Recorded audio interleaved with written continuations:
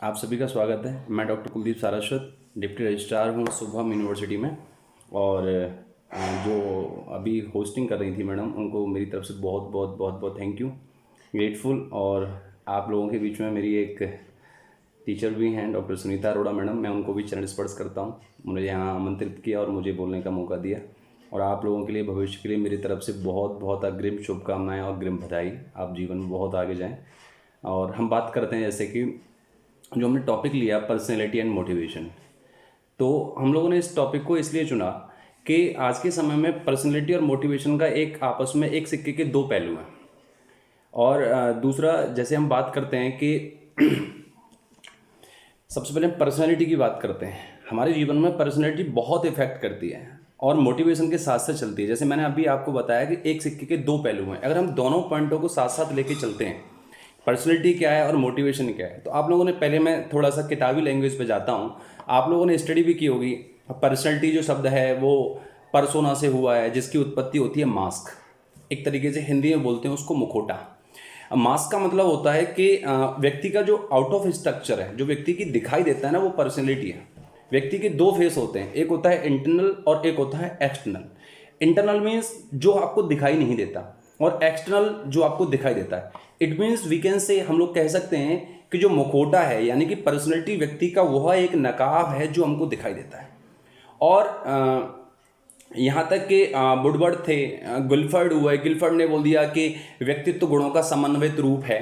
आप लोगों ने पढ़ा होगा। सबसे फेमस एक डेफिनेशन चलती है हमारी साइकोलॉजी में, ऑल पुट मनोशारीरिक देहों का वो गुणों का संगठन है जो अपूर्व वातावरण के साथ समायोजित स्थापित करता है। यानी कि ऑलपुट का ये कहना है कि हम जहाँ जहाँ जाते हैं उस इन्वायरमेंट में अपने आप को समाहित कर लेना, अपने आप को एडजस्ट कर लेना, उस वातावरण के अनुकूलित, हम उसको बोलते हैं पर्सनैलिटी।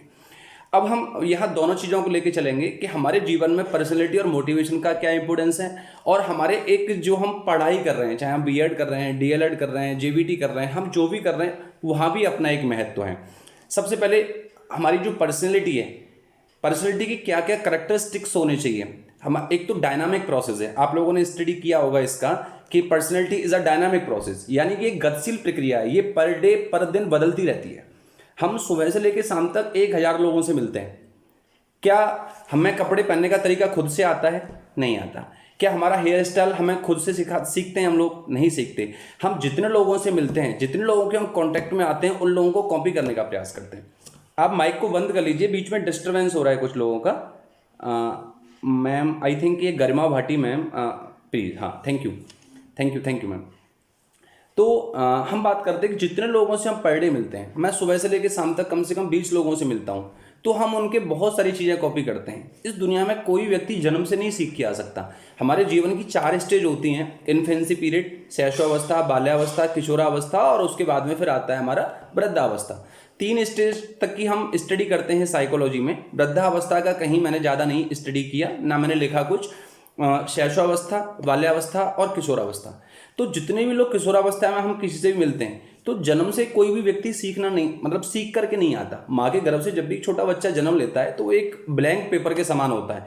और कुछ साइकोलॉजिस्ट ने यहाँ तक कि कहा कि जो शैशवावस्था है वो जीवन के आधारशिला है, निर्माण काल की अवस्था है। यानी कि जीवन का 1/3 भाग, यानी कि अगर 1/3 भाग जो है वो डेवलपमेंट हो जाता है शैशवावस्था में।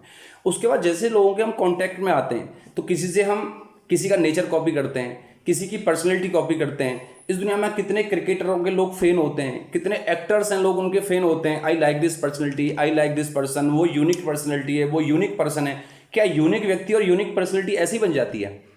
हमें अपने आप को इम्प्रूवमेंट करना पड़ता है। हम लोगों को कॉपी करते हैं, हम कुछ ड्रेसअप कॉपी करते हैं, किसी के बोलने का तरीका कॉपी करते हैं, किसी के हम करेक्टर्स कॉपी करते हैं, किसी के चलने की स्टाइल कॉपी करते हैं। लेकिन क्या हम कॉपी करने के अलावा हमें अपने जीवन में उन चीज़ों को उतारना भी चाहिए।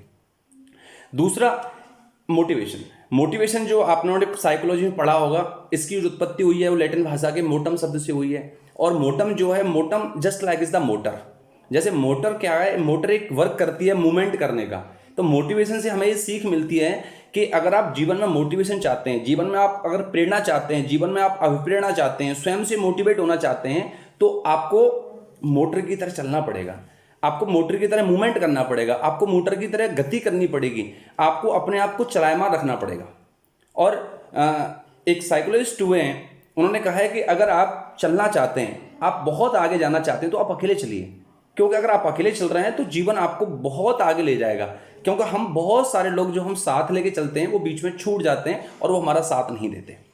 बात पर्सनैलिटी की करते हैं, तो पर्सनैलिटी को क्रैशमर आपकी साइकोलॉजी के अकॉर्डिंग चलते हैं। मैं दोनों पहलुओं को इसलिए लेके चल रहा हूं कि आपको बुक वाली भी लैंग्वेज समझ में आए और इसका हमारे व्यक्तिगत जीवन में क्या संबंध है ये भी समझ में आए। तो क्रैशमर जो थे, क्रैशमर ने हमारे व्यक्तित्व को 4 भागों में डिवाइड किया, आप लोगों ने पढ़ा होगा। उसके बाद इनकी एक सबसे फेमस बुक भी आई थी, द फिजिक एंड कैरेक्टर।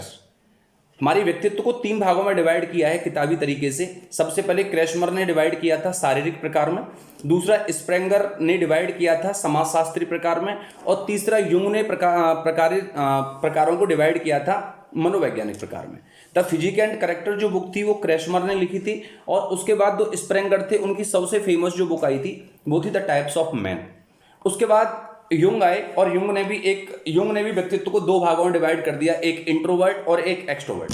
उसके बाद इन्होंने भी एक अपनी किताब लिखी थी जिसका नाम था साइकोलॉजिकल टाइप्स। यानी कि व्यक्तित्व में क्रैशमर ने शरीर के आधार पर बताया, जैसे व्यक्ति मोटा होता है, पतला होता है, कृष्णकाय होता है, पुष्टकाय होता है, आप लोगों ने स्टडी की होगी इस चीज की। और स्प्रेंगर ने व्यक्तित्व को 6 भागों में डिवाइड किया, सैद्धांतिक। कुछ लोग आपने देखे होंगे वो अपने हुसूलों पर डिपेंड रहते हैं, मैं अपने सिद्धांत नहीं तोड़ सकता, मैं झूठ नहीं बोल सकता, मैं चाहे उनका कितना भी सर्वस्व विनाश हो जाए लेकिन वो झूठ नहीं बोलेंगे, वो अपनी बात पर अडिग रहते हैं, उनको बोलते हैं थ्योरेटिकल पर्सन। दूसरा व्यक्ति होता है आर्थिक, इकोनॉमिकल। तीसरे होते हैं सामाजिक, सोशल व्यक्ति। चौथे होते हैं राजनीतिक, जो पॉलिटिकल्स में जाते हैं। 5वें होते हैं धार्मिक, यानी कि जो धार्मिक प्रवृत्ति के लोग होते हैं। धार्मिक प्रवृत्ति के भी 2 तरीके के लोग होते हैं, एक होते हैं आस्तिक और एक होते हैं नास्तिक। यानी एक तो सुबह से लेकर शाम तक भगवान में अपनी आस्था रखते हैं लेकिन दिखाते नहीं हैं, और कुछ लोग होते हैं सुबह नहाने के बाद ही 8 से लेकर के 12 बजे तक अपना पूजा पाठ करते हैं और उसके बाद भी वो नास्तिक प्रवृत्ति के रहते हैं। लास्ट में आते हैं सबसे लास्ट वाले कलात्मक, ये आर्टिस्ट लोग होते हैं। मोस्ट इंपोर्टेंट जो हमारा साइकोलॉजिकल टाइप्स है वो युंग ने व्यक्तित्व को 2 भागों में डिवाइड किया, एक तो इंट्रोवर्ट और एक एक्सट्रोवर्ट। कुछ लोग तो ऐसे होते हैं जो इंट्रोवर्ट टाइप के हैं, सुनेंगे सबकी करेंगे मन की, यानी कि उनके जीवन में क्या चल रहा है, उनके जीवन में स्टेनले हॉल की एक डेफिनेशन आप लोगों ने पढ़ी होगी एडोलेसेंस में, किशोरावस्था में, कि किशोरावस्था एक आंधी और तूफान की अवस्था होती है। इसमें बहुत सारे तूफान आते हैं और बहुत सारी परेशानियां आती हैं, बहुत सारी परेशानियों का काल कहा, सपनों का काल कहा, तूफान की अवस्था भी कहा। यानी कि किशोरावस्था में इंट्रोवर्ट लोग होते हैं, उनके जीवन में क्या चल रहा है, उनके जीवन में कितने तूफान आ रहे हैं, उनके जीवन में क्या हो रहा है, वो किसी को बताना पसंद नहीं करते। और एक होते हैं एक्सट्रोवर्ट, बाह्यमुखी, वो अपनी बात को सबसे कह देते हैं। जब भी उनका मूड होता है, जब भी अपने आप को वो थोड़ा सा घुटन फील करते हैं, वो बता देते हैं कि एक्सट्रोवर्ट, मैं अपने आप को, वो किसी बात को शेयर अपने फ्रेंड सर्कल में, अपने माता पिता से, अपने बहन भाइयों से, किसी न किसी से शेयर कर लेते हैं वो चीज़ें। तो ये हमारी किताब की अकॉर्डिंग। अगर हम इसको पर्सनल जीवन में लेके जाते हैं, तो भारतीय दृष्टिकोण के अनुसार व्यक्तित्व को 3 भागों में डिवाइड किया है। कुछ किताबों में, जो भी आप लेटेस्ट किताबें आ रही हैं, हमने खुद इन टाइप्स को पर्सनैलिटी में डाला है, जिससे आज के दैनिक जीवन से लोगों को पता चले कि पर्सनैलिटी का भी क्या टाइप्स हैं। जो भारतीय दृष्टिकोण है उससे 3 तरीके की व्यक्तित्व होता है। सबसे पहला होता है सतोगुण, यानी कि जिसमें सर्वगुण संपन्न ईश्वर व धर्म है। लोगों का ऐसा मानना है कि ईश्वर के बिना कुछ भी नहीं होता, इस दुनिया में जो भी हो रहा है वो सब भगवान की देन है। दूसरे होते हैं रजोगुण, यानी इसमें व्यक्ति 2 तरीके का होता है, इसमें गुण भी होते हैं और अवगुण भी होते हैं। और तीसरा होता है तमोगुण, यानी कि तमोगुण में राक्षस प्रवृत्ति के लोग होते हैं। हम जितना भी बुरे कर्म करते हैं वो सब इस प्रवृत्ति में आते हैं। अगर